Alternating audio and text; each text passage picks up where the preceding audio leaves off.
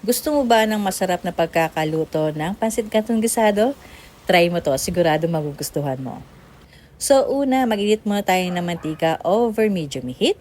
At kapag mainit na yung ating mantika, ay gisa na natin dito yung ating chopped onion at saka ng minced garlic for a few seconds.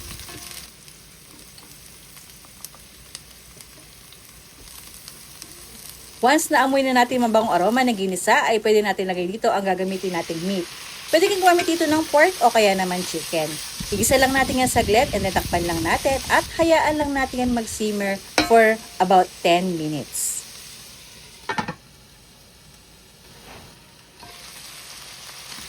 And after few minutes sa pagkakasimmer ay pwede natin maglagay dito ng toyo at saka ng oyster sauce. Kung gusto niyo mas malasa ay pwede kayo magdagdag ng oyster sauce at ng toyo. Timplahan lang natin to ng ground black pepper at saka ng konting asukal, pambalanse na ng lasa. Gisa lang natin yan saglit and after natin magisa ay pwede tayong maglagay dito ng tubig. Ang dami ng tubig, depende sa karne na gagamitin nyo. Kung medyo mas matigas ay pwede nyo dagdagan yung tubig. Takpan lang natin at hayaan lang natin yan maluto until lumambot yung karne.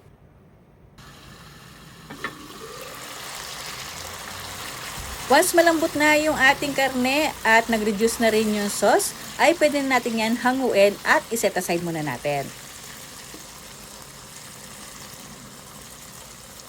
At sa same na kawali ay maglagay lang tayo uli ng konting mantika. And then, igisa lang natin dito yung natira nating sibuyas at ng bawang for a few seconds.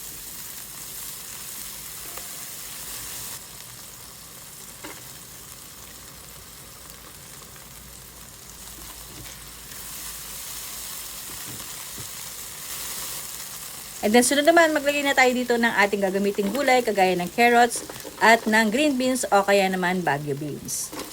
Igisa lang natin yan for a few seconds and then timplahan lang natin yan ng konting asin at paminta at hayaan lang natin yan maluto for at least a minute.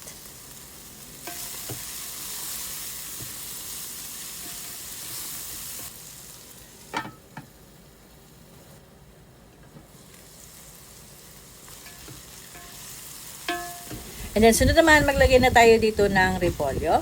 Gisa lang natin yan saglit at hayaan lang natin yan mag-simmer for another a minute.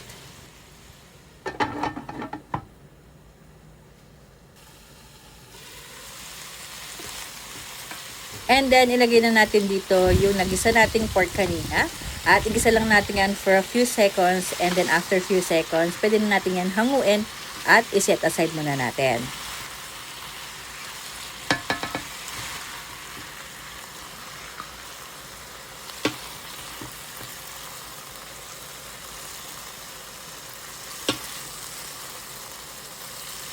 At sa same na kawali ay maglagay na tayo dito ng tubig.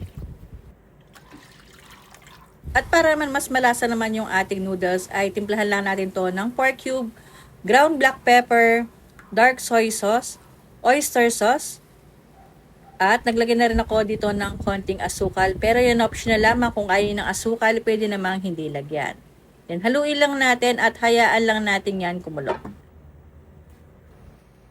Once kumulo na, ay lagay na natin dito yung ating pansit canton noodles.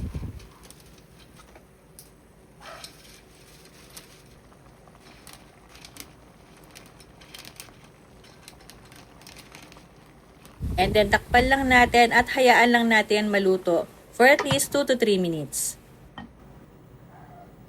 Make sure lang na palagian lang natin itong haluin para naman masigurado natin maluluto yung ating noodles at hindi ma-overcook.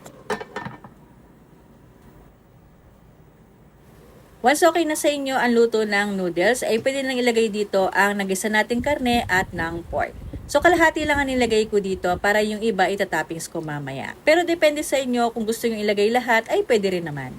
Haluin lang natin until mag-well combine yung ating noodles at ng ating mga gulay at karne. At hayaan lang natin yan mag-simmer for at least a minute.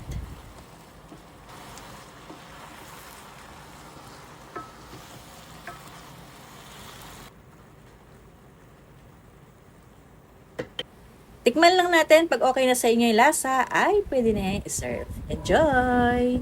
Subscribe, like, and share. Bye!